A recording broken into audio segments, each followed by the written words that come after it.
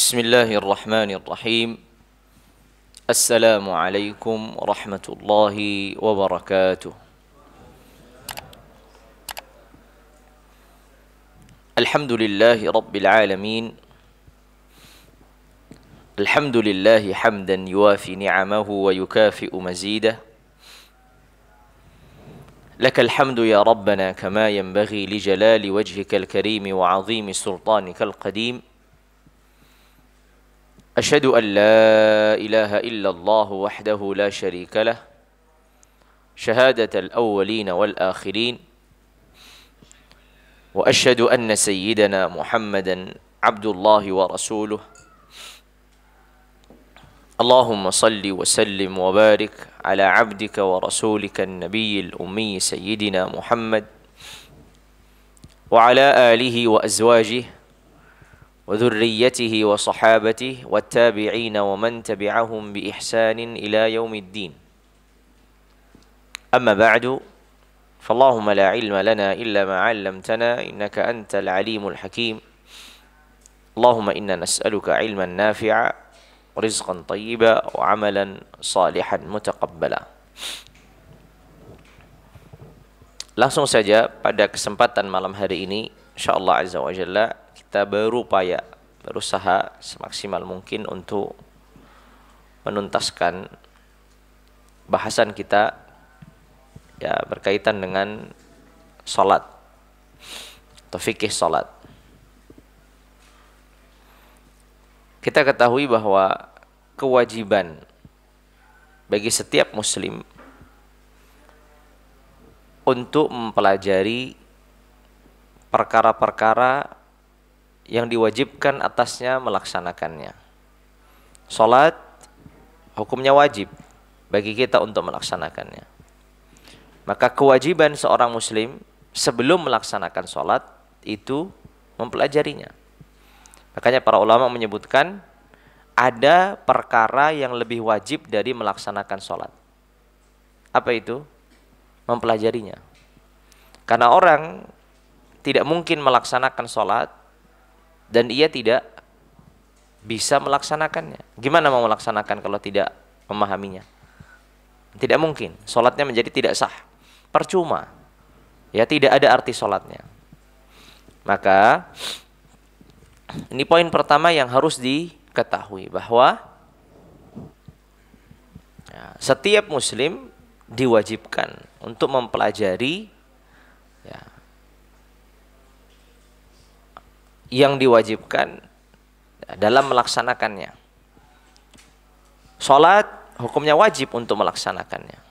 Tapi kita tidak boleh melaksanakan suatu ibadah apalagi yang wajib sedangkan kita tidak mengetahui tata caranya. Mungkin banyak di antara kita mengatakan, alhamdulillah saya dari kecil sudah salat. Alhamdulillah saya dari kecil sudah salat.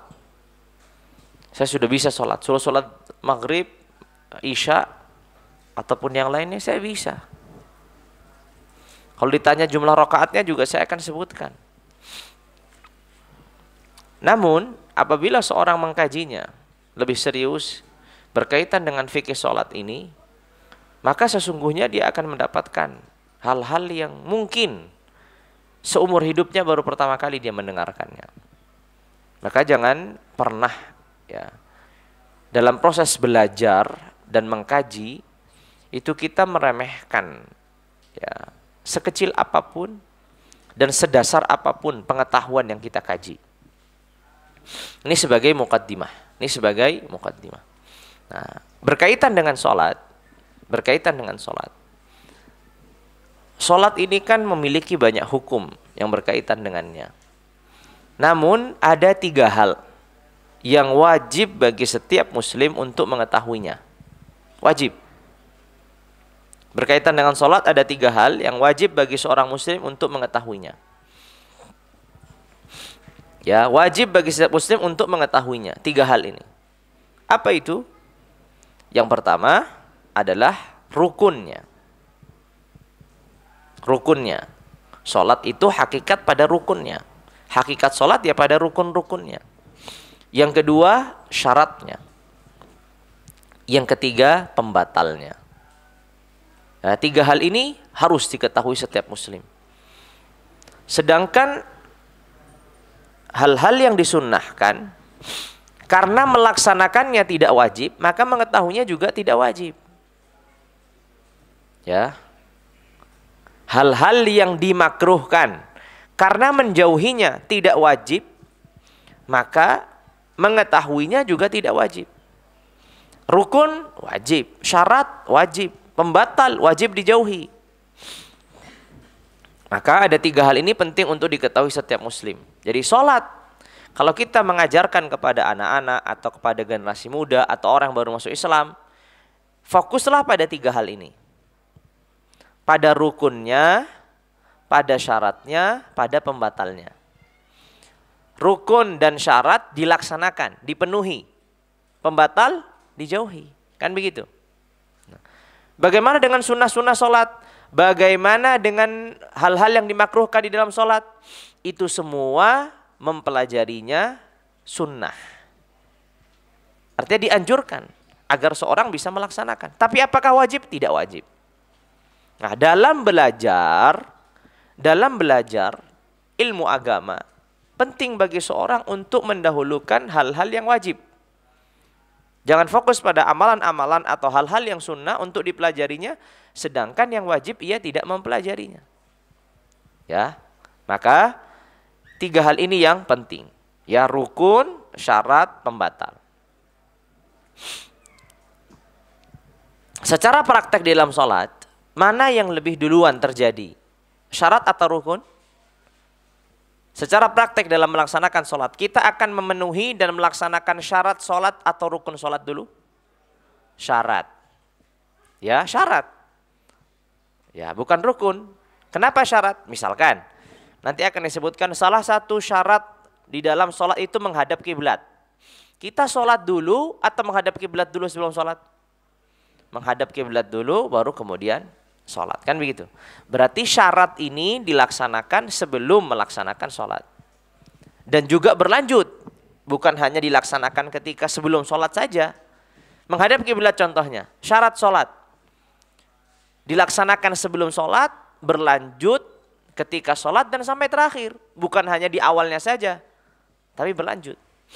Makanya di sini ya kita harus membahas 3 hal ini sesuai dengan porsinya. Hanya saja dari 3 hal ini, ya, dari 3 hal ini kita mulai yang paling mudah dulu, yaitu rukun. Ya, dan sholat itu kalau dikatakan sholat, ya berarti rukunnya. Sujud itu bagian dari sholat. Berbeda dengan wudhu. Apakah wudhu bagian dari sholat? Bukan. Menghilangkan najis, apakah bagian dari sholat? Bukan. Karena dia bagian dari syarat sholat. Dari syarat sahnya sholat. Tapi kalau sujud, apakah bagian dari sholat? Sujud bagian dari sholat atau tidak? Bagian dari sholat. Rukun berarti. Ya. Maka bisa kita fahami secara mudah, rukun sholat itu adalah kewajiban yang menjadi bagian dari sholat. Rukun sholat itu adalah kewajiban yang menjadi bagian dari sholat. Itu dia rukun sholat. Perhatikan baik-baik pertama kata-kata kewajiban. Ya, dia bukan sunnah, dia wajib. Yang menjadi bagian dari sholat. Bukan di luar sholat. Bukan dilaksanakan sebelum atau sudah sholat. Enggak, tapi di dalam sholat. Contohnya tadi sujud. Sujud ini wajib atau tidak dalam sholat? Wajib. Bagian dari sholat atau tidak? Bagian dari sholat. Nah, dia rukun atau syarat? Rukun. Kenapa? Karena sudah kita ketahui. Kewajiban yang menjadi bagian dari sholat. Jadi itulah mudahnya rukun. Jadi kalau ditanya rukun itu apa? Kewajiban yang menjadi bagian dari sholat. Itu dia rukun sholat. Ya, maka ini penting untuk diketahui. Taib. Berapa rukun sholat? Nah, di sini yang hadir sudah sholat dari semenjak kecil. Berapa rukun sholat? Saya bisa sholat, kalau suruh ngitung rukunnya nggak bisa. Nah, ya begitu ya. Yang penting kan sholat. Nah, di sini kadang seorang itu bertanya, apa sih pentingnya kita ini belajar Ya, dan membedakan rukun sholat itu apa, syarat sholat itu apa, dan seterusnya. Ada nggak kepentingannya? Yang penting kan saya sholatnya sudah sesuai. Saya sujud, saya ruku, saya baca Al-Fatihah, saya berdiri, dan seterusnya, saya tasyahud akhir. Yang penting sudah sesuai. Untuk apa saya bedakan ini rukun, ini syarat, ini, dan seterusnya. Nah, disinilah pentingnya. Dalam kondisi-kondisi tertentu, seorang tidak bisa melaksanakan sholat itu dalam sempurna. Ya. Nah, ketika tidak bisa melaksanakan sholat dalam sempurna, maka yang bisa dihilangkan dan ditinggalkan itu yang bukan rukun. Kalau rukun harus dikerjakan. Contoh misalkan, orang dalam kondisi waktunya sudah mau habis.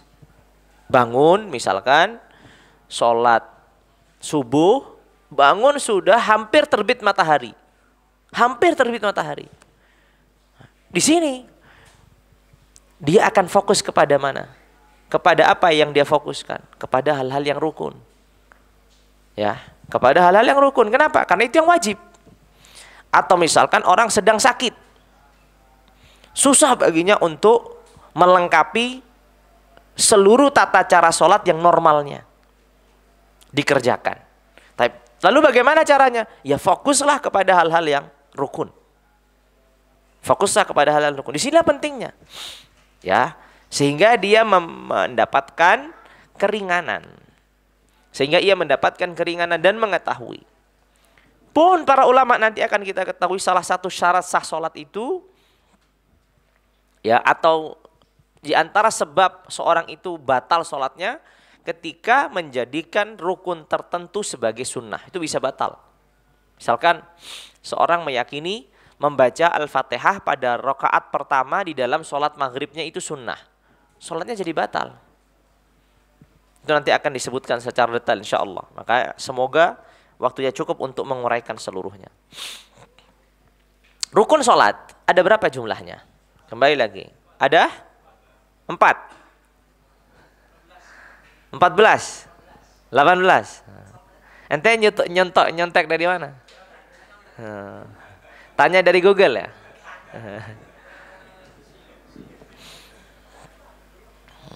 Taib. Memang para ulama berbeda dalam menjumlahkan rukun sholat. Ya, memang para ulama berbeda dalam menjumlahkan rukun sholat. Pada malam hari ini saya hanya akan fokus pada satu pandangan. Dan dari satu pandangan ini pun fokus kepada satu pandangan yang mu'tamad atau yang resminya. Itu pandangan ulama Syafi'iyah. Ulama Syafi'iyah ini dalam menghitung jumlah sholat, rukun sholat pun beragam. Ada yang menyebut 14, ada yang menyebut 17, ada yang menyebut 19. Ya. Nah, kita fokusnya pada pendapat yang resminya saja. Pendapat yang mu'tamad saja yang itu dikaji secara nanti kita kaji secara detail. Maka rukun sholat itu jumlahnya ada 13. Ya. Rukun sholat itu jumlahnya ada 13. Agar mudah menghafalkannya, karena orang, yang penting sholat, susah menghafalkannya. Apalagi yang sudah berlanjut usia. Susah menghafalkan, mudah. Ya. Pertama, rukun sholat yang berjumlah 13 tadi, rukun sholat yang berjumlah 13 tadi, itu ada rukun yang bentuknya ucapan. Rukun yang bentuknya ucapan, bukan gerakan tapi ucapan. Ya, rukun sholat yang bentuknya ucapan itu ada 5. Rukun sholat yang bentuknya ucapan ada 5. Berarti kita akan kurangi ya, dari 13 kurangi 5. Apa saja dari 5 ini? Apa saja 5 ini? Pertama, takbiratul ihram. Takbiratul ihram, saya ingin terus menegaskan, takbiratul ihram itu bukan mengangkat kedua tangan. Tapi takbiratul ihram itu mengucapkan Allahu Akbar. Ya. Takbiratul ihram itu bukan mengangkat tangan atau bersedekap. Ini sunnah. Mengangkat tangan ketika takbiratul ihram itu sunnah. Tapi mengucapkan Allahu Akbar ini rukun. Ya, ini penting untuk diketahui. Jadi hal yang pertama yaitu apa? Mengucapkan Allahu Akbar. Dan takbiratul ihram ini kapan diucapkan? Di awal sholat. Karena di dalam sholat itu banyak takbir. Ya kan? Dari berdiri mau rukuk kita ucapkan apa? Allahu Akbar. Dari berdiri mau sujud kita ucapkan apa? Allahu Akbar. Dari sujud ke duduk kita ucapkan apa? Allahu Akbar. Itu bukan takbiratul ihram. Takbiratul ihram itu yang pertama di awal sholat. Ya, yang di awal sholat yang pertama itulah takbiratul ihram. Ya, ucapan Allahu Akbar. Ya, ini yang pertama. Kedua, apa kedua? Membaca Al-Fatihah. Mengucapkan takbiratul ihram, kedua membaca Al-Fatihah. Membaca Al-Fatihah ini rukun. Ya, sebagaimana takbiratul ihram, orang itu tidak sah sholatnya kalau hanya sebatas menghadap kiblat, kemudian dia ngangkat tangannya, kemudian bersedekap. Cuma mengangkat tangan, kemudian bersedekap. Tidak mengucapkan Allahu Akbar. Enggak sah. Ya, nanti akan dirincikan. Yang kedua tadi apa? Membaca Al-Fatihah. Yang ketiga, membaca tahiyat atau tasyahud akhir. Membaca tahiyat atau tasyahud akhir. Kan tasyahud ada dua di dalam sebagian sholat. Ada tasyahud awal, ada tasyahud akhir. Misalkan sholat maghrib tadi, ada 2 kali tasyahud. Tasyahud awal di rakaat kedua, tasyahud akhir di rakaat ketiga. Nah, yang rukun itu membaca tasyahud akhir. Apa itu tasyahud? Kalau takbiratul ihram ya kita sudah paham, Allahu Akbar. Al-Fatihah juga kita sudah paham. Ya. Tasyahud akhir juga kita sudah paham. Apa itu? Ya dimulai dari at-tahiyatu lillah. Atau at-tahiyatul mubarakatus salawatut thayyibatu lillah. Redaksinya banyak. Ya. Kemudian yang keempat, membaca sholawat untuk Nabi setelah tasyahud akhir tadi. Ya, membaca sholawat untuk Nabi. Membaca sholawat untuk Nabi setelah tasyahud akhir. Yang terakhir, yang kelima adalah salam. Dah 5. Mudah kan menghafalnya? Ada yang bisa mengulangi? Wahmi, ulangin Wahmi. Daripada ente nyontek. Yang pertama adalah mengucapkan Allahu Akbar. Takbiratul ihram. Mengucapkan takbiratul ihram. Yang kedua membaca Al-Fatihah. Yang ketiga membaca tasyahud akhir. Yang keempat membaca salawat untuk Nabi setelah tasyahud akhir. Yang kelima salam. Nah, selain itu bukanlah rukun. Ini ya sudah saya sebutkan, saya awali tadi. Ini sesuai yang ada di dalam pandangan ulama Asy-Syafi'iyah rahimahumullahu tabaraka wa taala. Jadi selain itu bukanlah apa? Bukanlah rukun. Misalkan baca doa iftitah. Membaca doa iftitah. Allahumma ba'id baini wa baina khataayaya, atau Allahu akbaru kabira, atau wajjahtu wajhiya, atau subhanakallahumma bihamdika, Allahumma rabba Jibril wa Mikail. Banyak sekali redaksinya doa iftitah itu. Tidak hanya satu. Apa hukumnya? Bukan rukun. Karena rukunnya terbatas 5. Membaca subhana rabbiyal azim ketika ruku. Bukan rukun. Karena rukun hanya terbatas pada 5. Sekali lagi ini sesuai pandangan ulama Syafi'iyah. Ya, sesuai dengan pandangan ulama Syafi'iyah. Kemudian membaca tasyahud awal. Bukan rukun. Ya, karena bukan masuk dari bagian yang kelima. Kan kita sudah 5 tadi, sudah jelas. Takbiratul ihram, Al-Fatihah, tasyahud akhir, salawat untuk Nabi, salam. Dah 5. Selain itu berarti bukan rukun. Ya, selain itu berarti bukan rukun. Ya, di dalam mazhab Syafi'iyah sunnah hukumnya. Artinya yang 5 ini saja yang harus dikerjakan dan wajib dikerjakan dan menjadi bagian dari sholat. Sudah 5 ya? Baik. Sudah terkurangi berapa dari rukun sholat? 5. Berarti sisa berapa? 8, karena jumlahnya 13. Berikutnya adalah, kalau tadi rukun yang berkaitan dengan ucapan ya. Semua diucapkan. Nanti akan dirincikan secara detail. Berikutnya adalah rukun yang berkaitan dengan gerakan. Rukun yang berkaitan dengan gerakan. Ada berapa? Ada 6. Jadi 5, 6. Formasinya begitu. 5, kemudian 6. Ya. Rukun yang berkaitan dengan gerakan ada 6. Apa saja? Pertama, kita mulai. Pertama, berdiri. Berdiri. Berdiri itu gerakan atau ucapan? Gerakan. Nah, berdiri. Kedua, apa setelah berdiri? Ruku. Ruku. Ya, ruku. Ketiga, i'tidal. Ketiga, i'tidal. I'tidal sudah kita ketahui, bangkit dari ruku ya. Kembali sedia kala sebelum orang melaksanakan ruku. Kemudian yang keempat ya. Berdiri, ruku, i'tidal. Yang keempat apa? Sujud. Yang keempat adalah sujud. Yang kelima, duduk di antara dua sujud. Duduk di antara dua sujud. Yang keenam, apa yang keenam? Nah, dipikir-pikir apa yang keenam? Terus sudah selesai, oh masih ada. Duduk untuk tasyahud akhir. Duduk untuk tasyahud akhir. Tasyahud akhir tadi, fokusnya tadi, ucapan atau gerakan? Ucapan atau gerakan tasyahud akhir? Ucapan. Kan tadi membaca tasyahud akhir. Nah, membaca tasyahud akhir ini kan butuh duduk. Nah, duduknya ini gerakan. Maka ada dua kewajiban. Membaca tasyahud akhir itu kewajiban, rukun. Ya. Duduk untuk tasyahud akhir ini juga kewajiban dan rukun. Dua. Mungkin nggak seorang tergambar, dia nggak membaca tasyahud akhir, tapi duduk. Tergambar. Ya. Dia duduk, tapi nggak baca tasyahud akhir. Mungkin nggak? Mungkin. Ngantuk misalkan, ngelamun misalkan. Dia duduk tasyahud akhir, tapi nggak baca sama sekali.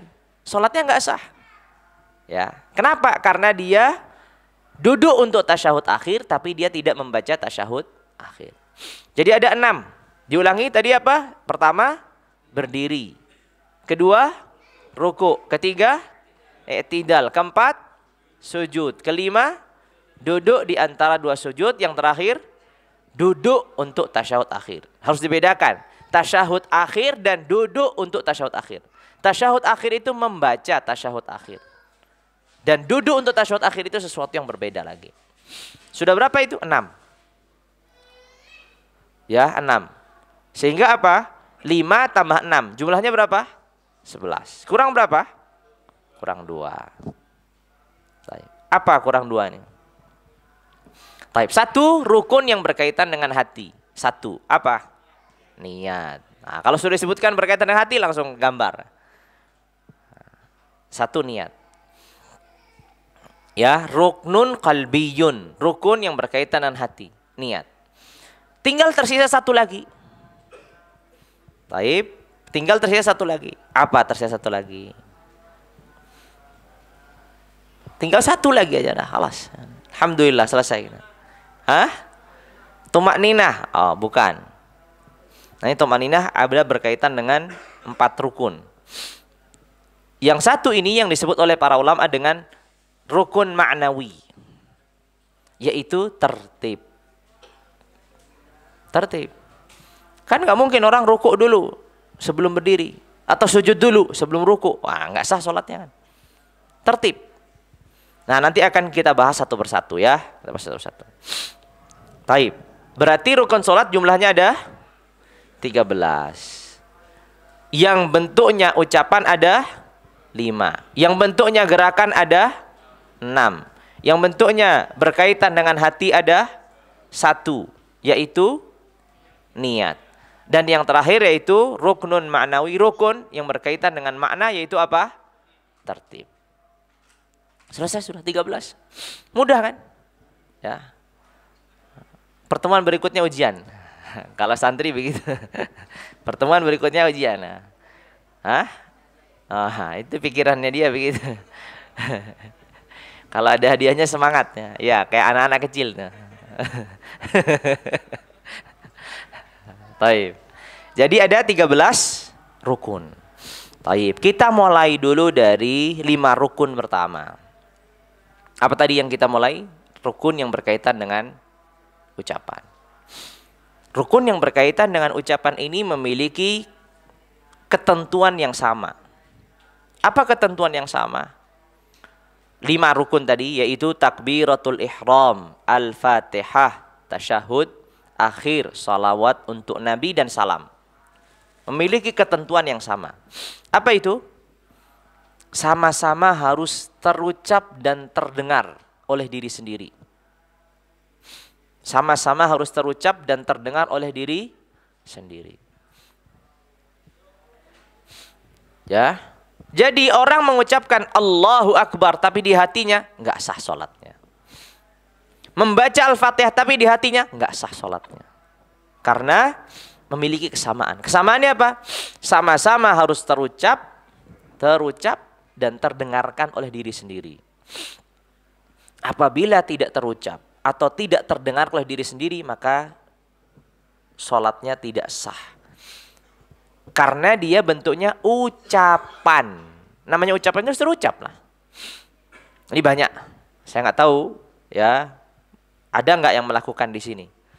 Sholat, angkat tangan tapi nggak mengucapkan Allahu Akbar. Setelah itu baca Al-Fatihah tapi di hati.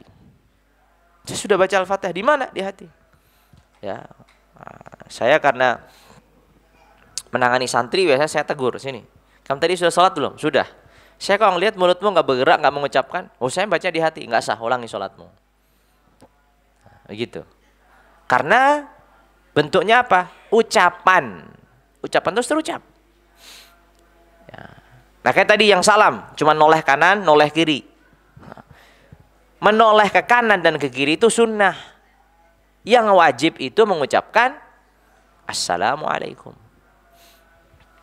Jelas ya? Jadi 5 rukun yang bentuknya ucapan ini memiliki ketentuan yang sama. Sama-sama harus diucapkan dan terdengar oleh diri sendiri. Ya, sama-sama terucap dan harus terdengar oleh diri sendiri. Baik, kita mulai dari takbiratul ihram. Takbiratul ihram sama, harus terucap, harus terdengar. Baik. Para ulama ya menyebutkan dan membahas takbiratul ihram ini secara detail. Hanya saja malam ini tidak mungkin kita membahasnya. Karena kalau membahasnya membutuhkan waktu yang lebih. Tapi intinya takbiratul ihram itu kan ucapan Allahu Akbar. Maka harus terucap demikian. Kalau diubah, diganti misalkan Allah diganti dengan nama yang lain. Misalkan Ar-Rahman, Ar-Rahim, Al-Aziz, Akbar. Bisa nggak? Nggak bisa. Akbar juga diganti misalkan dengan A'zam. Atau Subhanahu wa ta'ala. Bisa nggak? Nggak bisa. Allahu ta'ala. Masuk dalam sholat begitu caranya. Nggak bisa. Ya, tidak bisa. Karena memang harus takbiratul ihram. Harus mengucapkan Allahu Akbar. Harus mengucapkan Allahu Akbar. Tidak boleh seorang mengucapkan misalkan Allahu Akbar. Enggak sah. Harus terucap Allahu Akbar. Begitu. Alhamdulillah semua bisa mengucapkan. Ada yang nggak bisa mengucapkan nih? Bisa semua. Begitu ucapnya. Allahu Akbar. Ya. Kalau diubah misalkan akbar jadi qaf misalkan akbar, ya salah, nggak sah sholatnya. Atau misalkan panjang hunya jadi Allahu Akbar, salah. Yang sering terjadi adalah dipanjangkan baknya. Gimana? Gimana dipanjangkan baknya? Allahu Akbar. Allahu Akbar. Ini sholatnya tidak sah. Kenapa tidak sah? Karena tidak mengucapkan Allahu Akbar. Begitu. Dan berubah nanti maknanya. Ya, misalkan nih, ini juga berlaku di luar sholat. Azan. Sering kan kita mendengar azan? Allahu Akbar, Allahu Akbar. Begitu. Wah itu fatal itu. Orang yang faham artinya, ya, dia bisa keluar dari Islam. Oh, kenapa keluar dari Islam? Akbar itu pakai ba yang panjang, pakai ada alif. Itu artinya dalam bahasa Arab gendang. Nah, sekarang sambungkan sendiri apa jadinya kalau Allahu Akbar diartikan. Dengan bahaya. Ya, kadang muadzin yang penting suaranya bagus kan gitu kan. Ya, yang penting merdu, yang penting enak didengar. Sehingga tidak memperhatikan ketentuannya, konsekuensinya dari mengucapkan. Nah, kalau azan mungkin nggak apa-apa lah, azan sunnah atau fardu kifayah sah lah. Kalau sholat masalahnya berhubungan dengan sah atau tidak sah sholat. Maka harus terucap Allahu Akbar. Ya, kafnya misalkan akbar diganti sama hamzah akbar gitu misalkan. Allahu Akbar, ya juga tidak sah. Harus terucap Allahu Akbar. Ya, terucap harus demikian. Atau dia mengucapkan Allahu Akbar. Sebagian orang mengucapkan ini Allahu Akbar, hamzahnya diganti waw. Allahu Akbar. Pernah yang mendengar begitu ya? Tidak Allahu Akbar, tapi Allahu Akbar. Sering. Ya. Sebagian ulama mengatakan tidak dimaafkan, sholatnya tidak sah. Namun sebagian ulama mengatakan dimaafkan kalau yang melakukan itu orang awam. Tapi hari ini kita sudah tidak jadi orang awam lagi nih. Setelah kita belajar Allahu Akbar, saya orang awam. Kalau kita baru belajar, nggak bisa. Harus terucap Allahu Akbar. Ya, ini yang pertama, takbiratul ihram. Nah, takbiratul ihram ini berkaitan dengan rukun-rukun yang lainnya. Rukun apa yang berkaitan dengan takbiratul ihram? Ada 2 rukun.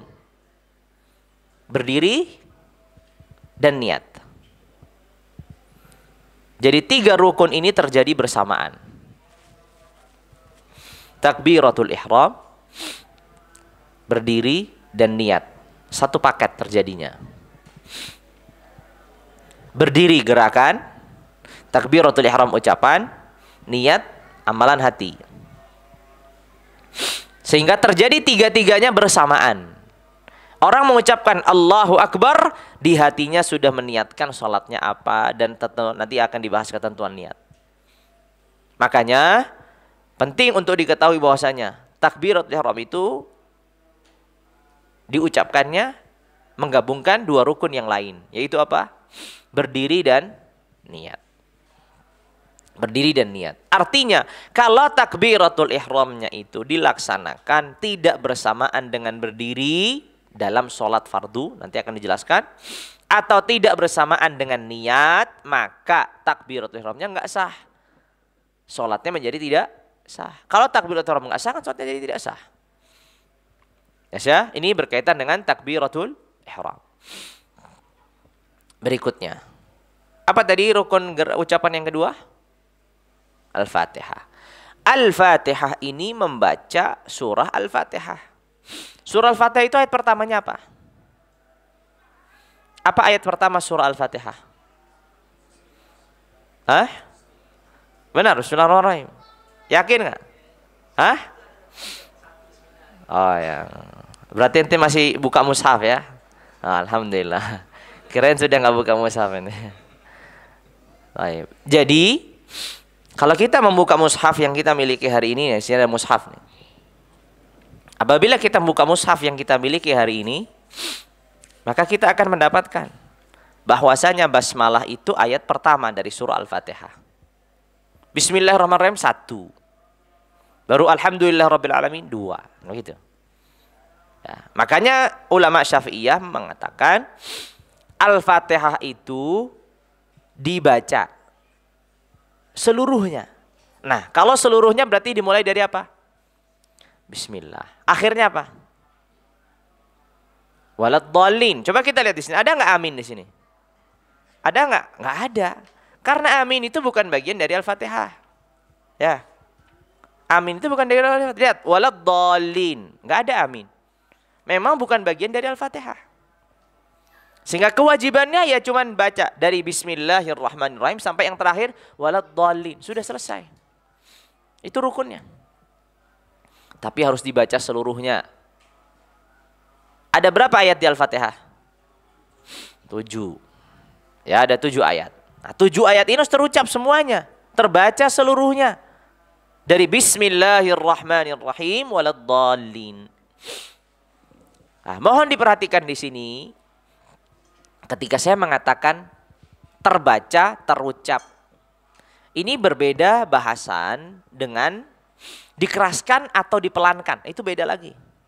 Mau dikeraskan, mau dipelankan, itu sunnah. Tapi yang rukun, yang wajib itu harus membacanya. Jelas ya? Misalkan, di sholat maghrib, tadi kita baru sholat maghrib. Di 2 rakaat pertama, imam mengeraskan. Di rakaat ketiga, memelankan. Tapi terbaca nggak Al-Fatihah di 3 rakaat itu? Terbaca. Nah, poinnya adalah membacanya. Bukan memelankan atau mengeraskannya. Jadi harus dibedakan. Kadang orang, oh berarti mengeraskan basmalah itu hukumnya wajib. Enggak. Tidak wajib. Ya, mengeraskan Al-Fatihah itu hukumnya wajib? Enggak wajib. Sah enggak seorang sholat maghrib tanpa dikeraskan Al-Fatihahnya? Sah. Walaupun sholatnya berjamaah, sah. Sebagaimana orang dalam sholat zuhur, sah enggak kalau Al-Fatihahnya dikeraskan? Sah. Karena mengeraskan dan memelankan ini hukumnya sunnah. Sah. Nah, makanya harus dibedakan antara membaca, mengucapkan dan hukum yang lain, yaitu memelankan dan mengeraskan. Ini 2 hal yang berbeda. Ini 2 hal yang berbeda. Nah, ketentuan yang wajib itu apa? Membacanya, mengucapkannya. Ya, mengeraskan dan memelankan itu hukumnya nanti sunnah. Ya, di saat disunnahkan untuk melankan, ya dipelankan. Di saat disunnahkan untuk dikeraskan, ya dikeraskan. Itu sunnah. Tapi membacanya hukumnya wajib, rukun. Kewajiban yang menjadi bagian dari sholat. Kan sudah diketahui tadi. Ya, membaca Al-Fatihah. Nah, membaca Al-Fatihah ini berkaitan dengan satu rukun. Terjadi membaca Al-Fatihah dengan satu rukun. Yaitu apa? Kalau takbiratul ihram tadi berkaitan dengan 2 rukun. Takbiratul ihram terus terjadi bersamaan dengan berdiri dan niat. Kan begitu? Kalau Al-Fatihah ini terjadi harus bersamaan dengan apa? Berdiri. Sehingga apabila seorang membaca Al-Fatihahnya dalam kondisi duduk, nggak sah sholatnya. Ini berbeda dan dikecualikan orang yang tidak mampu berdiri. Nah, itu kita tidak bahas. Ini kita bahas dalam kondisi normal.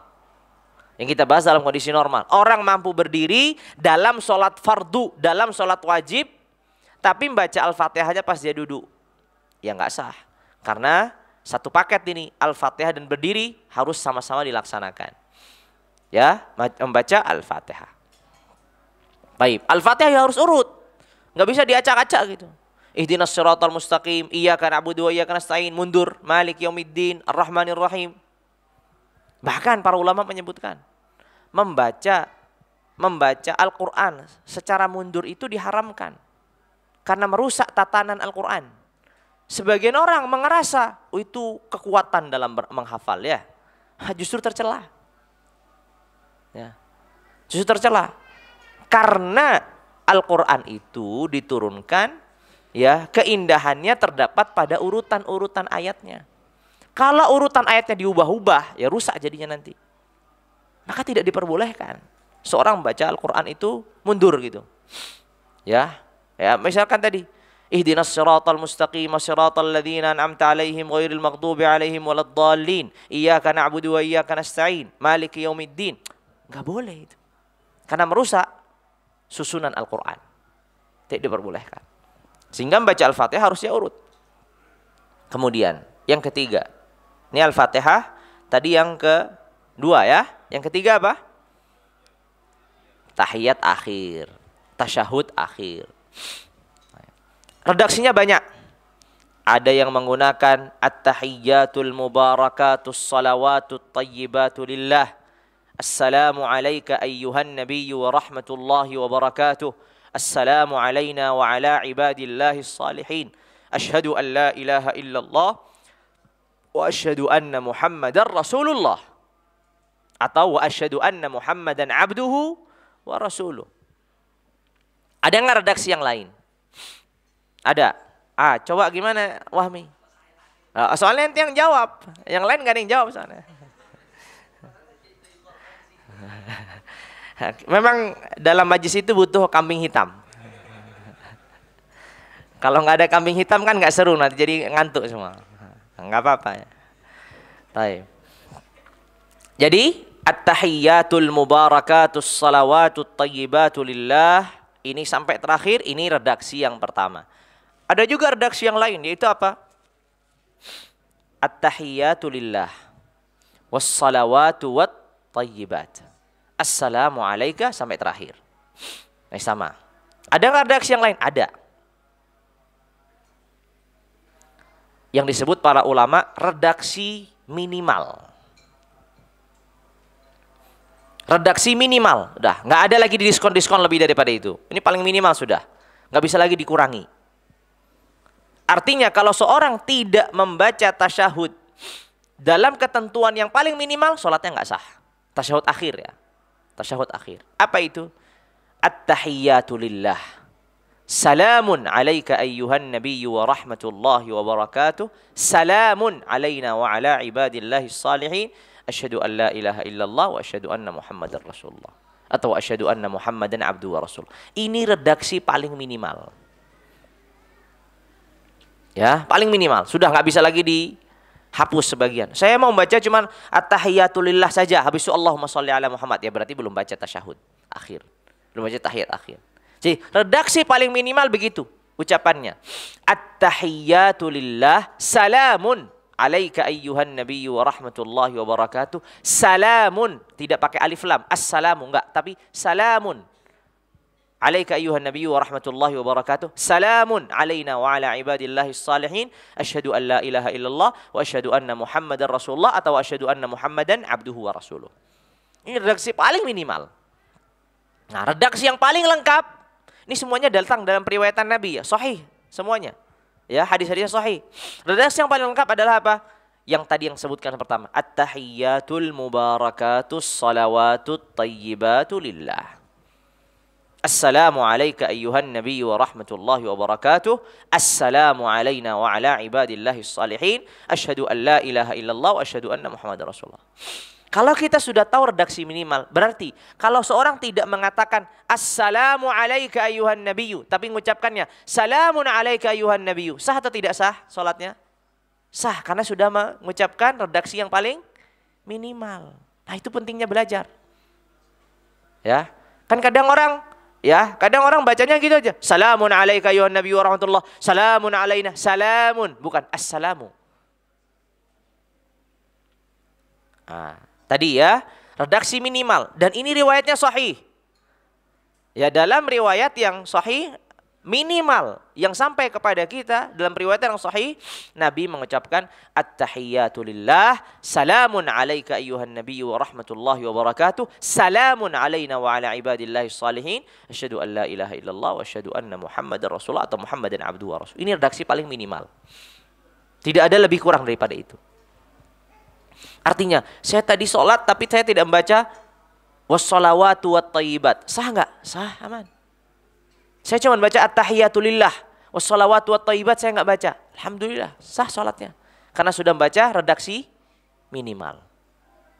Ya, sudah membaca redaksi minimal. Karena yang wajib itu yang minimal, bukan yang sempurna. Yang wajib ini yang minimal tadi. At-tahiyyatu lillah, salamun tadi. Tapi seseorang dianjurkan untuk apa? Menyempurnakan. At-tahiyyatul mubarakatus salawatut thayyibatu lillah. Baru assalamu alayka sampai terakhir.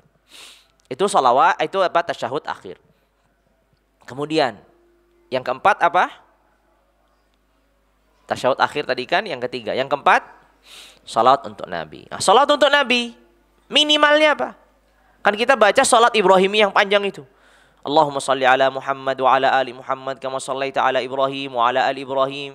Terus itu sampai akhir. Kita perlu ketahui minimalnya. Yang wajib itu kan yang minimal. Minimalnya itu mengucapkan Allahumma salli ala Muhammad.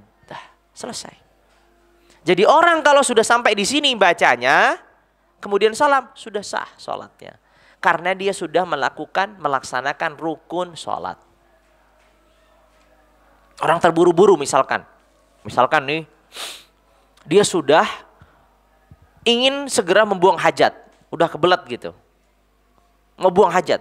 Kalau dia membaca Allahumma sholli ala Muhammad wa ala ali Muhammad kama shallaita ala Ibrahim, malah bahaya gitu. Ya. Maka dia bisa menyingkatnya. Baca yang wajib dari tasyahud, baca yang wajib dari sholawat, kemudian salam, langsung silahkan, kemudian buang hajat. Ya, ucapkan Allahumma sholli ala Muhammad, assalamualaikum warahmatullah, langsung keluar, bisa. Ya, makanya ini yang keempat tadi itu Allahumma sholli ala Muhammad, ini batasan minimal, tidak bisa kurang dari ini. Yang terakhir yaitu salam. Nah, kalau salam batasan minimalnya mengucapkan Assalamualaikum. Dah, sampai situ aja. Batasan minimal. Assalamualaikum. Harus ada alif lamnya. Jadi tidak sah kalau dia mengucapkan Assalamualaikum. Kadang terdengar dari sebagian imam tidak Assalamualaikum. Salatnya enggak sah itu. Sesuai dengan mazhab Syafi'iyah ya. Ini sekali lagi saya tegaskan, saya berbicara sesuai dengan apa yang saya ketahui dari mazhab Asy-Syafi'iyah. Ketika seorang mengucapkan salamnya, Assalamualaikum warahmatullah, Salamun alaikum salamun. Ini sholatnya tidak sah. Karena hilangnya alif lam. Assalamualaikum. Ya. Tapi kan saya lengkap warahmatullah. Yang wajib itu yang awal. Assalamualaikum. Assalamualaikum, ini yang wajib.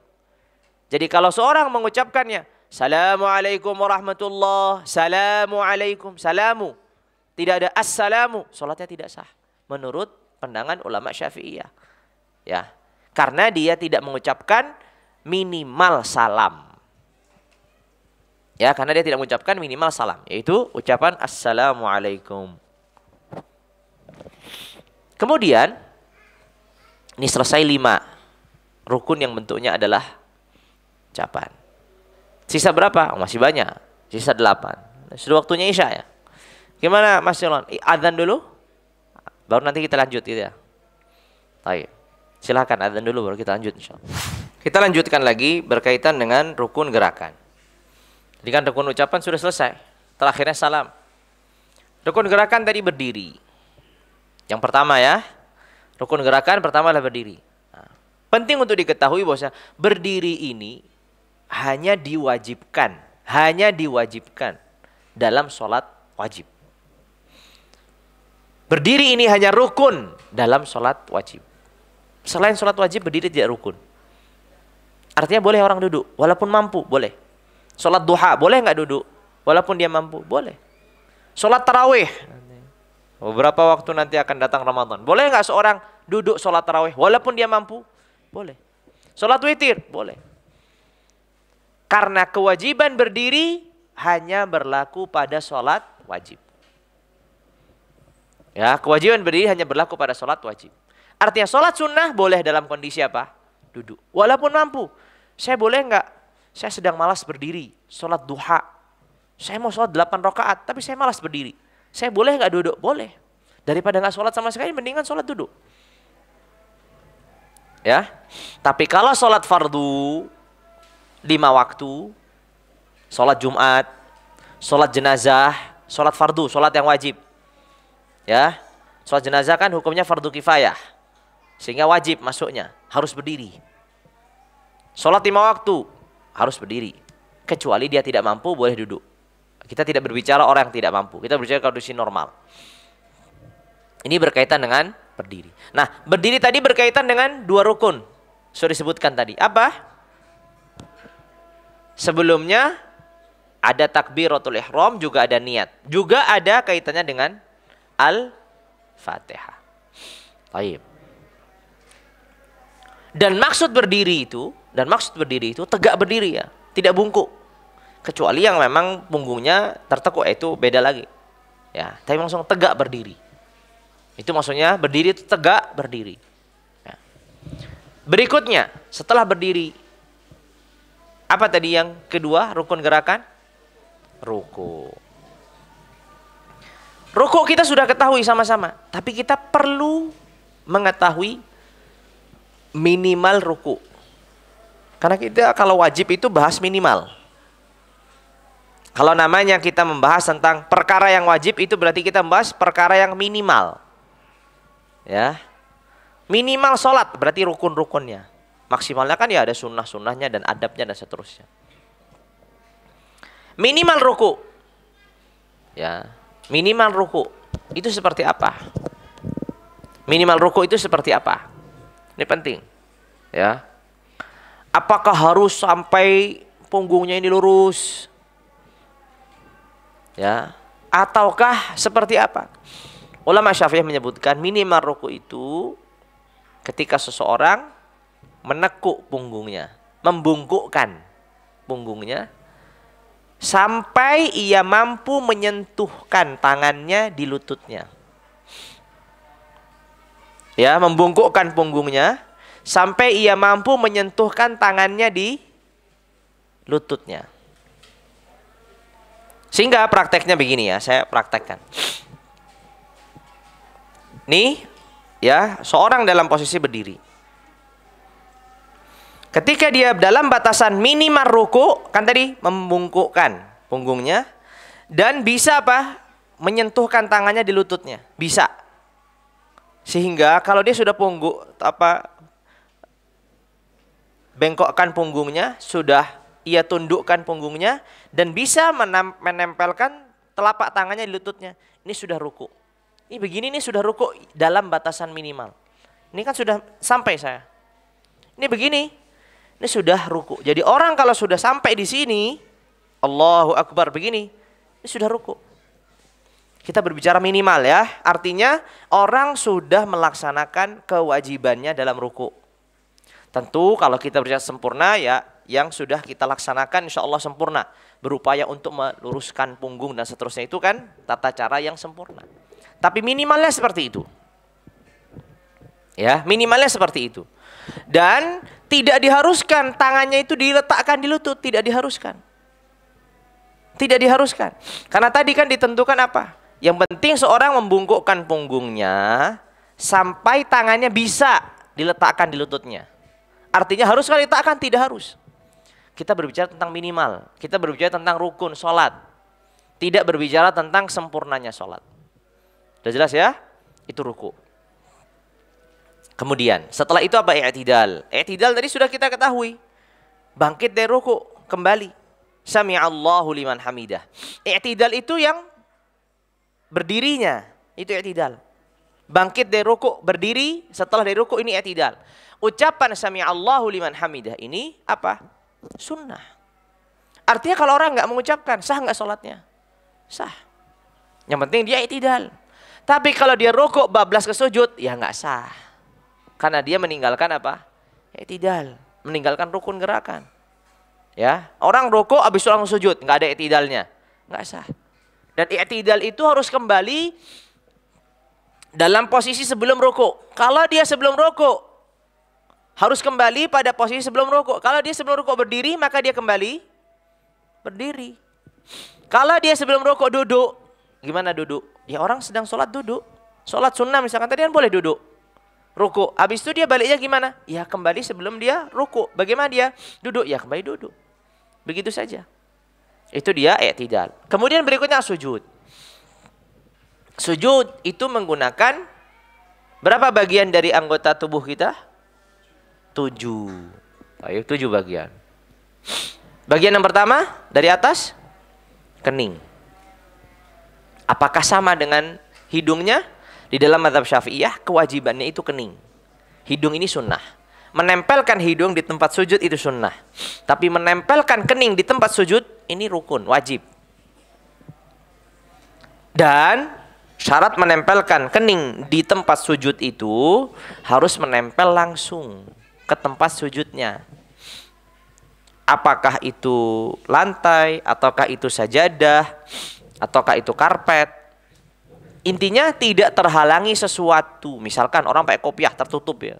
Kopiahnya sampai tertutup sampai depan alisnya sini kan berarti kan nggak ada celah sama sekali untuk keningnya. Nah ini menurut pandangan ulama Syafi'iyah tidak sah. Makanya hendaknya seorang ya untuk membuka sedikit keningnya. Karena kewajibannya itu bukan meletakkan seluruh keningnya, tapi sebagiannya saja. Sebagiannya saja. Ya, tidak seluruhnya, sebagian. Artinya kalau misalkan seorang pakai kopiah, setengah keningnya tertutup dengan kopiah, setengah keningnya terbuka. Selama dia menempelkan di tempat sujudnya sebagian keningnya sudah sah. Tapi lebih utama lagi kalau dia menempelkan seluruhnya tentunya. Ya, itu pertama. Yang kedua, kan tadi disebutkan 7 anggota tubuh. Kening. Yang kedua apa? Dari atas, dari kening. Apa yang kedua dan ketiga? Telapak tangan. Nah, ini penting. Telapak tangan. Telapak tangan itu bagian mana? Bagian dalam tangan. Ini namanya apa? Punggung tangan. Telapak tangan ini bagian dalam. Nah, ini namanya punggung tangan. Maka kan sering mencuci kedua telapak tangan. Sebenarnya bukan hanya telapaknya saja yang cuci. Tapi telapak dan punggungnya. Gitu kan? Nah, dalam bahasa Arab namanya kaf. Al-kaffu itu masuk meliputi batinu al-kaf sama zahirul kaf. Ya, telapak tangan dan punggungnya. Nah, yang harus diletakkan itu apa? Batinul kaf atau telapak tangan. Harus menempel. Taib, harus menempel. Ya, sebagian dari tangan kanannya, sebagian dari tangan kirinya. Kalau menempel hanya satu tangan, nggak cukup. Karena kan ini kan dua bagian yang berbeda. Ya, ini sudah 3 kan tadi, kening, telapak tangan kanan, telapak tangan kiri. Dan harus menempelkan sebagiannya. Apakah harus menempelkan secara langsung? Tidak. Ini berbeda dengan kening. Kalau kening harus terbuka. Tapi kalau tangan tidak harus terbuka. Artinya kalau orang misalkan pakai kaos tangan, sah nggak? Sah. Nah, seorang sholat pakai kaos tangan, sah, nggak masalah. Ya. Tapi kalau seorang sholat kemudian tertutup keningnya dengan peci atau imamah atau yang lainnya, sholatnya tidak sah. Karena tidak menempel langsung. Begitu penjelasan di dalam pandangan ulama Syafi'iyah rahimahumullah tabaraka wa ta'ala. Kemudian setelah kedua telapak tangan ini, mana lagi? Lutut. Lutut kanan, lutut kiri. Sudah 5 itu, tersisa 2. Lutut kanan, lutut kiri. Nah, lutut kanan, lutut kiri sama. Ya. Ya. Juga apa namanya harus dua-duanya. Kalau hanya lutut kanan saja, lutut kiri nggak mau ditempelkan ke tempat sujud, ya nggak sah sholatnya. Dan kemudian yang terakhir apa? Apa yang terakhir? 2 yang terakhir.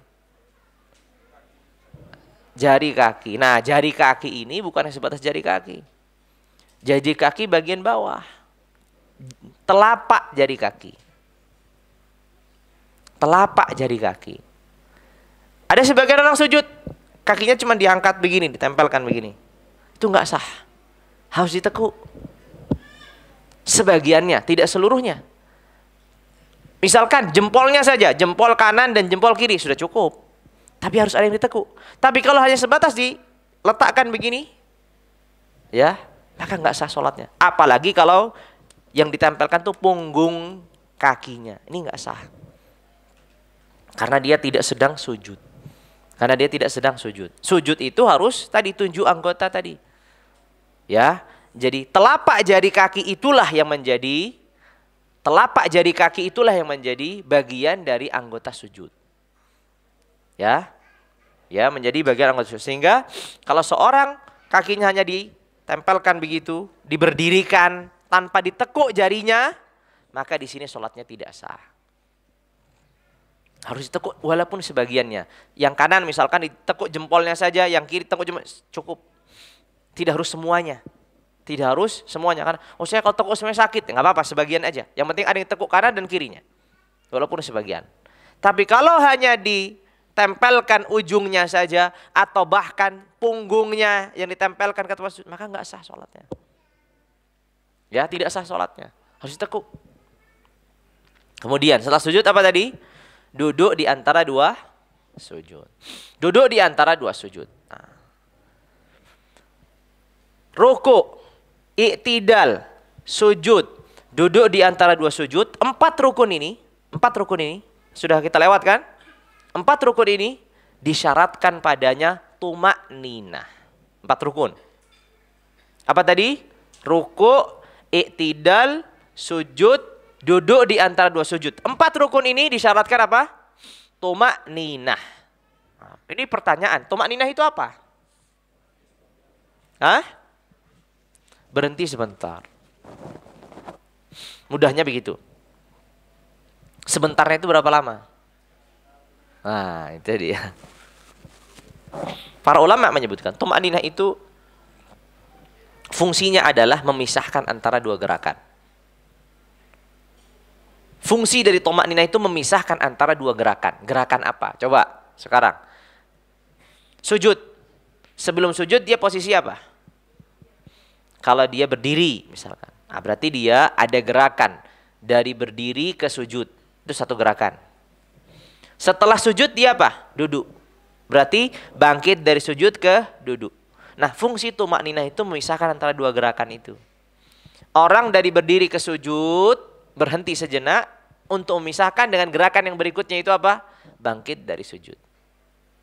Turun ke sujud, bangkit dari sujud. Nah, harus dipisahkan ini. Nah, cara memisahkannya dengan apa? Tuma'ninah. Sehingga tuma'ninah itu sesaat, sangat singkat. Maka para ulama hanya mengatakan berhenti sesaat seorang itu mampu mengucapkan subhanallah. Dah cukup. Ketika seorang sudah mampu mengucapkan subhanallah, berhenti sesaat, sudah mengucapkan subhanallah, sudah tuma'ninah itu. Tuma'ninah ini bukan yang difahami oleh banyak orang, sholat itu yang tenang. Bukan itu. Tenang itu martabat lebih tinggi lagi daripada tuma'ninah. Khusyuk. Khusyuk ini sunnah. Kalau tuma'ninah ini wajib. Kenapa wajib? Karena dia syarat dari rukun. Tadi kan 4 rukun. Apa tadi? Ruku, i'tidal, sujud, duduk di antara dua sujud. 4 rukun ini disyaratkan. Apa? Tuma'ninah. Artinya kalau seorang tidak tuma'ninah, sholatnya tidak sah. Ya, sholatnya tidak sah. Baik. Gerakan apa yang tersisa? Yang terakhir? Duduk untuk tasyahud akhir. Duduk untuk tasyahud akhir. Ini bersamaan dengan rukun apa? Tasyahud akhir.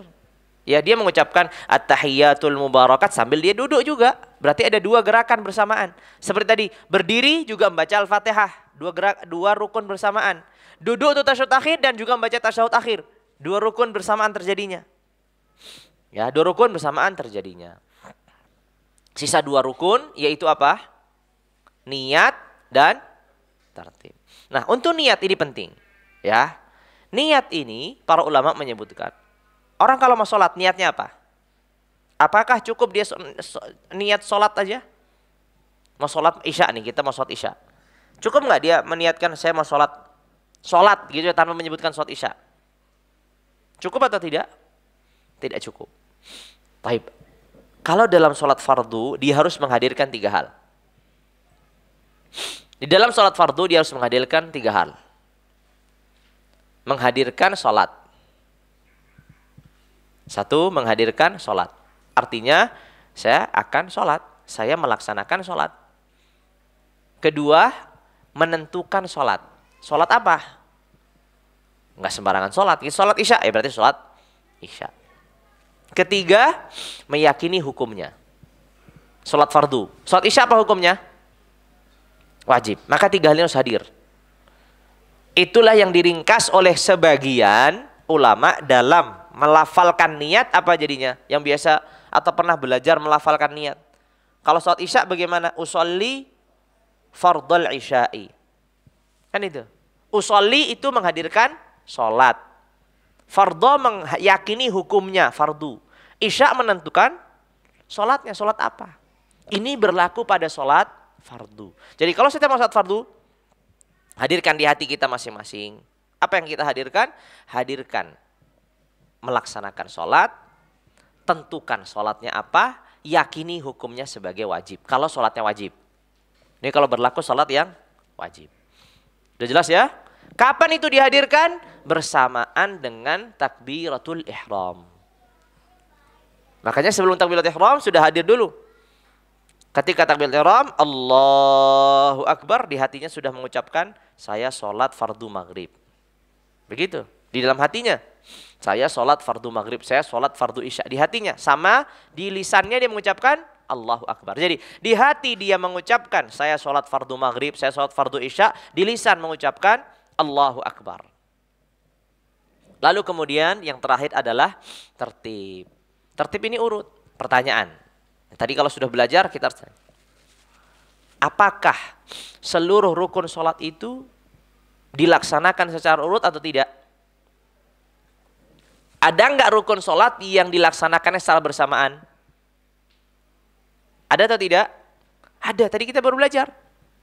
Ada rukun-rukun sholat yang dilaksanakan bersamaan. Apa tadi? Contohnya, takbiratul ihram bersamaan dengan berdiri, bersamaan dengan dengan niat. Kan 3. Contoh lain, tasyahud akhir bersamaan dengan duduknya. Bersamaan kan? Contoh lain, Al-Fatihah dan berdirinya bersamaan. Sehingga yang dimaksudkan para ulama urut dalam rukun-rukun sholat itu maksudnya adalah apa? Urut secara mayoritasnya, bukan secara per rukunnya, tapi secara mayoritasnya. Artinya kita tidak mungkin ruku kalau kita belum baca Al-Fatihah. Tidak mungkin i'tidal kalau belum ruku. Tidak mungkin sujud kalau belum i'tidal, belum ruku. Kan begitu. Tapi secara mayoritasnya. Sedangkan secara detailnya ada beberapa rukun yang dilaksanakan secara bersamaan. Dengan ini selesailah berkaitan dengan rukun sholat. Dan ini selesailah berkaitan dengan rukun sholat. Ya, yang berjumlah tadi berapa rukunnya? 13. 5 bentuk ucapan, 6 gerakan, ya tinggal 1 berkaitan hati, 1 berkaitan dengan maknawi yang disebut para ulama, yaitu niat dan 1 lagi tertib. Dengan ini selesai kita mengkaji rukun sholat secara global. Artinya kalau detailkan maka banyak hal yang perlu didetailkan. Hanya saja setidaknya kita sudah tergambar. Oh, rukun sholat ada sekian. Jadi kalau kita sujud, ini sujud ini rukun nih. Baca Al-Fatihah, Fatihah ini rukun, bukan sunnah. Kita i'tidal ini rukun, bukan sunnah. Ya. Akan menjadi masalah kalau rukun diyakini sebagai sunnah. Tapi tidak masalah kalau sunnah diyakini sebagai rukun. Kenapa? Ini sebagai penutup. Kenapa menjadi masalah? Rukun diyakini sebagai sunnah kok jadi masalah? Tapi kalau sunnah diyakini menjadi rukun, nggak masalah. Rukun bisa meninggalkan rukun maksudnya. Meninggalkan rukun bisa membatalkan sholat. Tapi kalau meninggalkan sunnah tidak. Belum terjawab. Jawabannya adalah, tadi sudah disebutkan di awal. Hakikat sholat itu terdapat pada rukunnya. Sekali lagi saya katakan, hakikat sholat itu terdapat pada rukunnya. Apabila seseorang meyakini rukunnya sebagai sunnah, berarti dia sedang melaksanakan sholat atau enggak? Enggak lah. Kenapa enggak? Karena hakikat sholat pada rukunnya. Yang rukun diyakini tidak sebagai rukun. Sunnah itu kan pelengkap saja. Bisa difahami atau tidak? Hakikat sholat itu terjadi pada rukunnya. Ketika rukun yang itu bagian dari sholat nggak bisa diubah-ubah, diyakini sebagai sunnah, berarti sama aja kita menganggap rukun ini sebagai pelengkap. Ya berarti kita nggak sholat. Sama aja kita nggak sholat. Sama seperti orang kalau melaksanakan sholat subuh, sholat maghrib, sholat isya, meyakininya sebagai sunnah. Sholat subuh belum dia? Ya belum. Tetapi kan saya sudah sholat 2 rakaat. Waktunya waktu subuh. Tapi Anda meyakini sebagai apa? Sunnah, belum sholat. Percuma. Karena sholat subuh itu hakikatnya wajib. Yes, ya. Tapi kalau meyakini yang sunnah sebagai rukun, tidak mengubah sholat. Sholatnya masih sesuai dengan hakikatnya. Rukunnya kan terlaksanakan. Hanya saja ditambahkan lagi sunnah yang diyakini sebagai rukun secara salah. Gak masalah, tidak mengubah hakikat sholat. Tapi kalau orang menjadikan rukun sholat jadi sunnah, dia mengubah hakikat sholat. Paham ya? Nah ini penting makanya di sini. Oh disinilah pentingnya membedakan mana yang rukun, mana yang tidak rukun. Ini sebagai penutup insya Allah kajian malam hari ini. Ya, masih tersisa PR-nya, masih belum PR-nya. Syarat pembatal. Ya masih ada sisa 2 hal, yaitu syarat dan pembatal. Ya setidaknya rukun sudah kita tuntaskan. Wallahu taala ala wa alam. Ya, sebelum diakhiri silahkan kalau ada pertanyaan. Ya, silahkan. Assalamualaikum.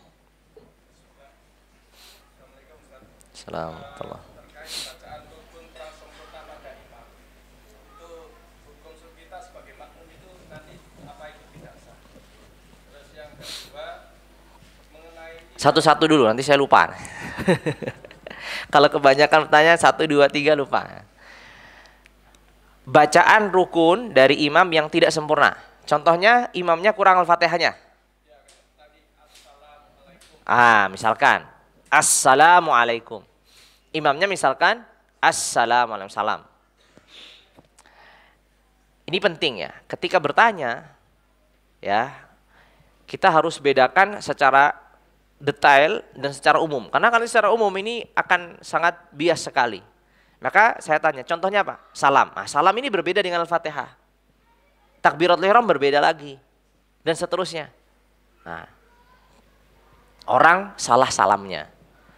Mengucapkan Assalamualaikum warahmatullah. Assalamualaikum, enggak Assalamualaikum. Bagi makmum berdampak enggak? Sholatnya menjadi sah atau tidak sah? Dia kan mengikuti imam ini. Bagi makmum di sini, kalau dia mendapati imamnya demikian, Assalamualaikum warahmatullah, agar sholatnya tetap sah, caranya adalah memisahkan diri dengan niatnya. Makmum ini kan menjadi makmum dengan niatnya. Ya kan? Makmum ini menjadi makmum dengan niatnya. Tadi yang terlewatkan itu. Dalam niat sholat itu selain 3 tadi. Niat sholat, niat fardunya, niat ketentuan sholatnya atau sholat itu kan ditambahkan lagi. Kalau makmum harus meniatkan sebagai makmum. Jadi kalau kita sebagai makmum harus meniatkan sebagai makmum. Kenapa harus meniatkan sebagai makmum? Karena kita sedang mengikat antara sholat kita dengan sholat imam. Sedangkan pengikatan itu harus ada niat. Saya cuma ikut aja yang di depan saya. Dia ruku, saya ruku. Dia bangkit, saya bangkit. Nggak cukup. Dia harus meniatkan sebagai makmum. Nah, kalau kita mendapati seorang imam yang salah dalam salam, misalkan salamnya Assalamualaikum warahmatullah, Assalamualaikum warahmatullah, seorang makmum harus tahu fikihnya. Kalau dia tetap mengikuti imam ini, saya tetap jadikannya dia sebagai imam. Ya. Maka sholatnya tidak sah. Tapi kalau dia apa?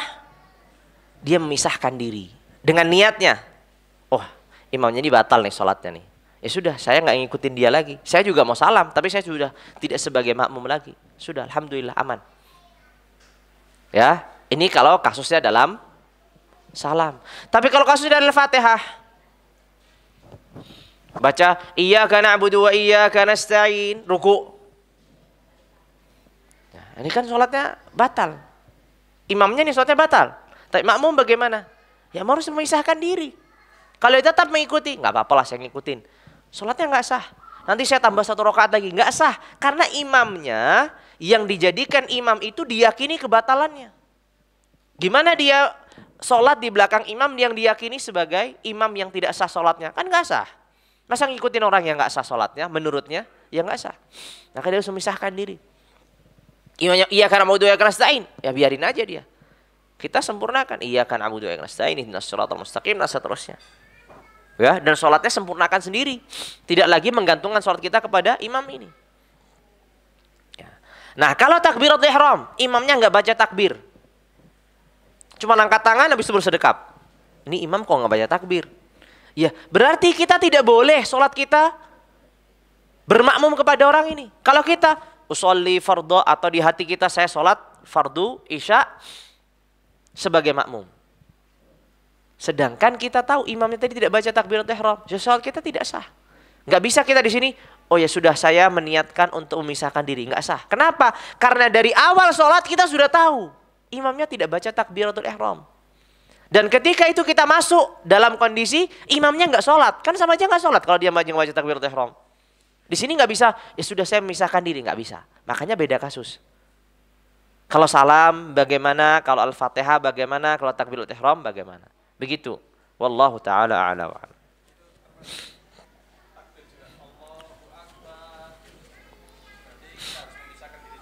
Naam. Ya, betul. Kalau ada seorang imam gitu, ya.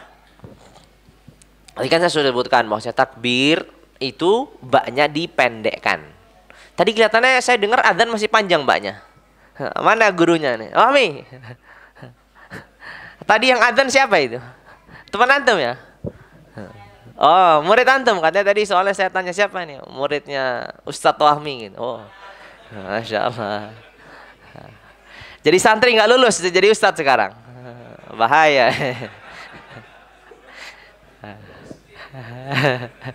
Baik. Jadi takbiratul ihram ataupun mengucapkan takbir harus berhenti di baknya dalam posisi pendek. Jadi Allahu Akbar, Allahu Akbar. Ya, mau dilantunkan adzannya, lantunkan, tapi jangan salah. Misalkan Allahu Akbar, Allahu Akbar, kan selesai, ya kan? Tapi kalau Allahu Akbar, Allahu Akbar, nah kan salah, ya. Nah itu salah sebagai contoh tadi, ya. Nah makanya kalau ada imam yang takbiratul ihramnya Allahu Akbar begitu, ya berarti dia kan belum masuk dalam sholatnya, ya, belum masuk dalam sholatnya. Di sini para ulama mengatakan tidak sah apabila seorang meyakini dia tahu imamnya ini nggak wudhu tadi, ya, kemudian dia jadi imamnya. Boleh nggak seorang ini bermakmum di belakangnya? Kawannya ini kentut di sampingnya, habis itu jadi imam. Boleh nggak dia jadi makmumnya? Ya nggak boleh lah, karena dia meyakini sholatnya nggak sah, masa jadi makmum? Tapi kan saya sholat sendiri. Enggak, sholat sendiri itu kalau terpisah, munfarid. Masalahnya di sini Anda telah mengaitkan sholatnya dengan sholat Anda. Jadi masalah.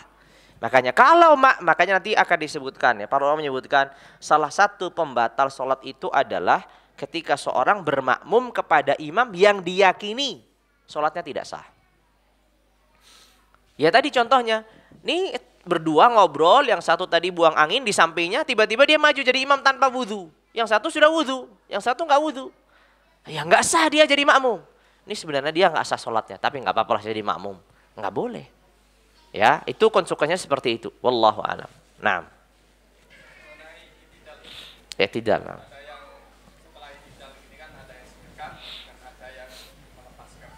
Ya.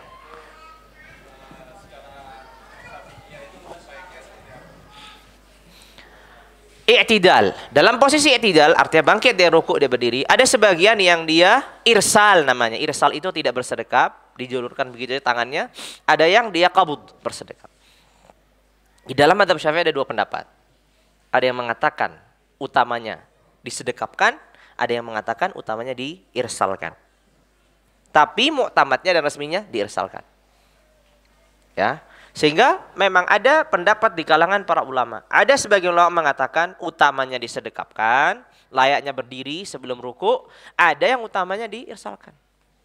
Ya, wal amru sa'atun, yani perkaranya ini adalah perkara yang mudah insyaallah. Silahkan pilih salah satunya, karena salah satu pendapat ini ada ulama yang mengatakannya dan memiliki hujahnya masing-masing. Nah, ada lagi? Siku waktu sujud.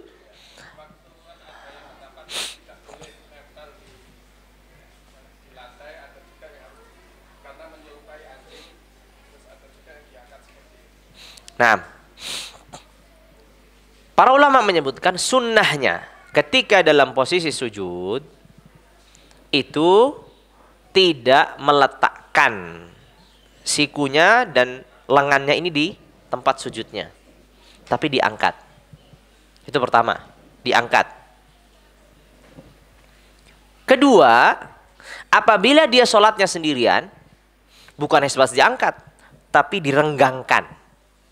Bukan ketika berjamaah renggangkan ya, yang sampingnya protesan itu. Ya, apalagi kalau bau pula keringatnya, nah, sampingnya pingsan pula. Ya, ini kalau sholatnya apa sendirian direnggangkan. Ya, tapi kalau sholatnya berjamaah, ya dia semaksimal mungkin merenggangkan kalau sampai tidak mengganggu yang lain. Tapi sunnahnya, artinya kalau dia meletakkannya di tempat sujudnya sah nggak? Sah, tetap sah. Hanya dia melakukan sesuatu yang dimakruhkan di dalam sholat. Ya. Dan tidak melaksanakan sunnahnya dalam sujud. Wallahu a'lam. Nah. Cukup atau ada lagi yang lain? Silahkan.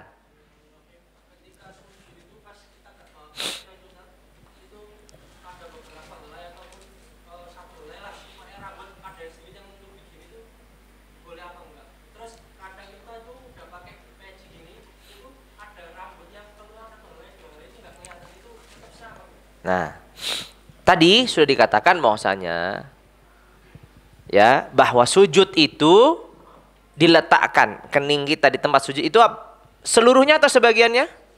Sebagian. Artinya kalau sebagian sudah terletakkan dan sebagian tertutupi, ya sah. Satu helai rambut, dua helai rambut, bahkan banyak rambutnya, tapi sebagiannya kena di tempat sujudnya, ya sudah sah. Sebagian tertutup dengan kopiah, sebagian terbuka. Yang menempel terbuka, ya, yang terbuka itu menempel, ya sah. Karena syaratnya sebagian. Selama sebagian sudah menempel, aman. Jadi begitu. Wallahu a'lam. Nah, ada lagi? Nah, silahkan.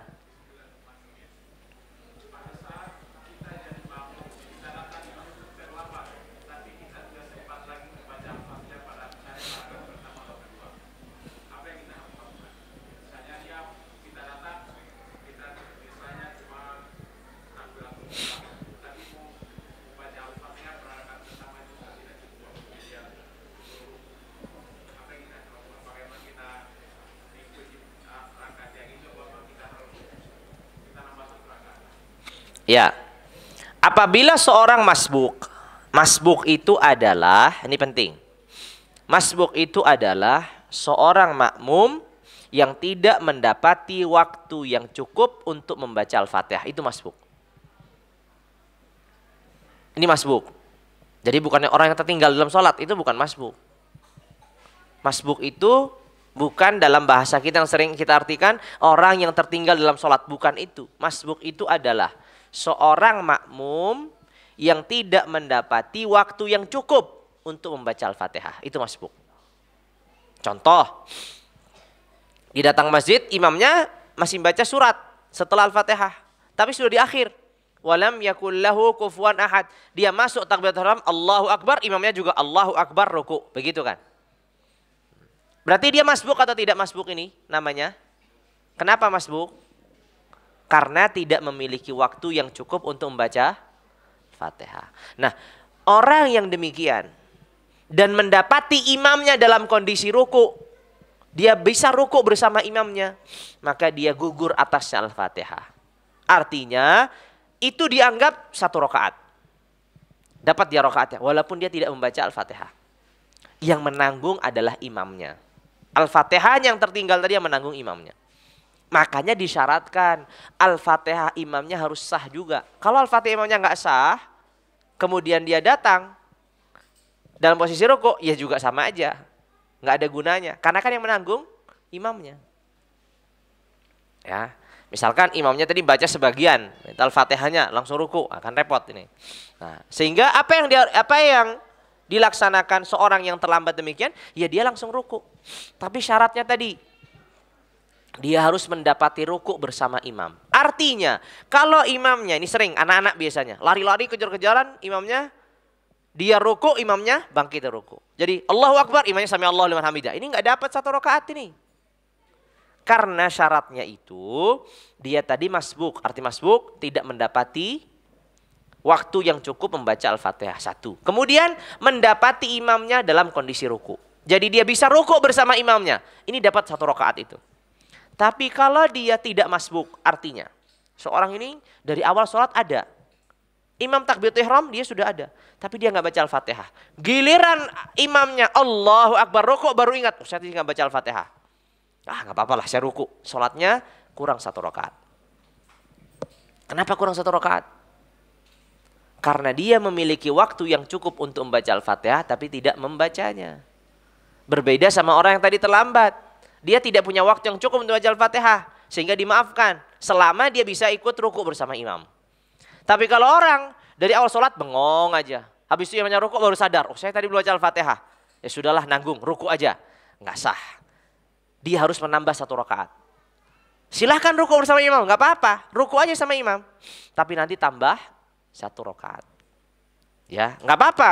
Sholatnya tetap aman di sini. Hanya saja dia harus nambah 1 rakaat. Kalau dia tidak nambah, ya berarti sholatnya kurang. Kalau kurang sholatnya, berarti sholatnya nggak sah. Kan selesai begitu. Ya, jadi begitu. Wallahu a'lam. Nah, cukup ya? Silakan. Terakhir ya, insya Allah terakhir. Wami nggak usah dijawab.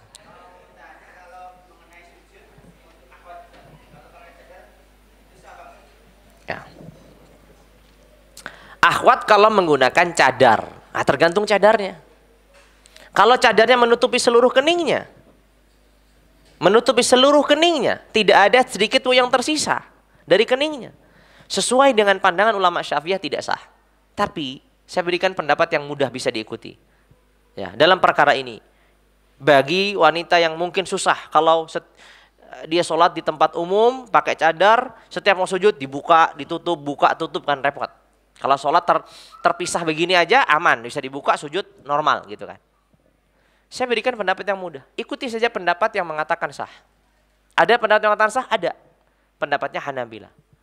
Ulama'ul Hanabilah, pengikutnya Imam Ahmad bin Hanbal mengatakan, apabila seorang sudah sujud, walaupun keningnya tertutupi dengan sesuatu, kopiah, imamah, sholatnya sah. Sehingga seorang ketika susah untuk tadi menghindarkan rambutnya, menghindarkan kopiahnya, menghindarkan cadarnya tadi dibuka, ya ikuti aja pendapat ini. Alhamdulillah, ada pendapat ulama yang ada, silahkan diikuti. Ya, itu keringanan. Ya, itu keringanan. Wallahu ta'ala a'la wa alam. Insyaallah kita cukupkan sampai di sini. Kita tutup dengan kafaratul majlis. Subhanakallahumma bihamdika asyhadu an la ilaha illa anta astaghfiruka wa atubu ilaik. Wassalamu alaikum warahmatullahi wabarakatuh.